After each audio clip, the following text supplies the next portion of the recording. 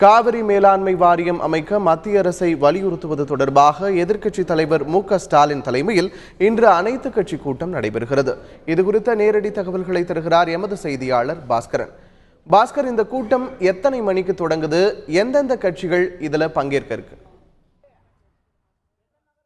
திமுக பொருளாளரும் எதிர்க்கட்சி தலைவருமான ஸ்டாலின் தலைமையில் அனைத்து கட்சி கூட்டமானது காவிரி விவகாரம் தொடர்பாக 10:30 மணிக்கு அண்ணா அறிவாலயத்தில் தொடங்குகிறது. அனைத்து கட்சி கூட்டத்தில் காங்கிரஸ், தமிழ் மாநில காங்கிரஸ், இந்திய யூனியன் முஸ்லீம் லீக், மனிதநேய மக்கள் கட்சி, திராவிட கழகம், பெருந்தலைவர் மக்கள் கட்சி, கொங்கு நாடு மக்கள் தேசிய கட்சி, SDPI உள்ளிட்ட 11 கட்சிகள் பங்கேற்கின்றனர்.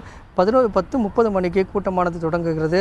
இந்த அரசியல் கட்சிகளோடு சேர்த்து விவசாய சங்கங்களின் பல்வேறு அமைப்புகளும் கலந்து கொள்ள உள்ளனர். 10:30 மணிக்கு அனைத்து கட்சி கூட்டமானது திமுக பொருளாளரும் எதிர்க்கட்சி தலைவருமான ஸ்டாலின் தலைமையில் காவிரி மேலாண்மை வாரியத்தை அமைக்க வலியுறுத்தி கூட்டமானது தொடங்க உள்ளது.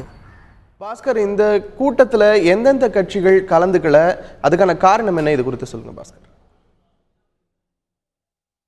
தேமுதிக, பாஜக, பாட்டாளி மக்கள் கட்சி, திராவிட முன்னேற்ற கழகத்தின் சார்பாக நடைபெறக்கூடிய இந்த அனைத்து கட்சி கூட்டத்தில் பங்கேற்க போவதில்லை. தேர்தலை மையமாக வைத்து அனைத்து கட்சி கூட்டமானது நடைபெற உள்ளது. இதன் காரணமாக திமுக பொருளாளரும் எதிர்க்கட்சி தலைவருமான ஸ்டாலின் தலைமையில் நடைபெறக்கூடிய இந்த அனைத்து கட்சி கூட்டத்தில் பங்கேற்க போவதில்லை என்ற முடிவை எடுத்து அறிவித்திருந்தனர். இந்த நிலையில் மக்கள் நல கூட்டணியினுடைய ஒருங்கிணைப்பாளர் வைகோ மக்கள் நல கூட்டணியில் இடம்பெற்றிருக்கக்கூடிய கட்சிகள் அதாவது அனைத்து கட்சி கூட்டத்தில் பங்கேற்க போவதில்லை என்ற நிலைப்பாட்டை எடுத்து அறிவித்தார் அக்கட்சியினுடைய ஒருங்கிணைப்பாளர், மக்கள் நல கூட்டணியுடைய ஒருங்கிணைப்பாளரான வைகோ.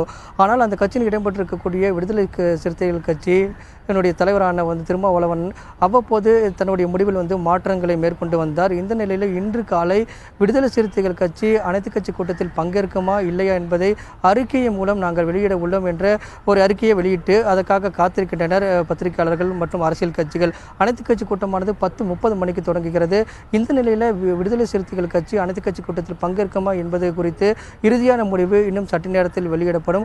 அதன் அடிப்படையில் மக்கள் நல கூட்டணியில் இடம்பெற்றிருக்கக்கூடிய விடுதலை சிறுத்தைகள் கட்சி பங்கேற்குமா என்பது தெளிவாக தெரிய வரும்.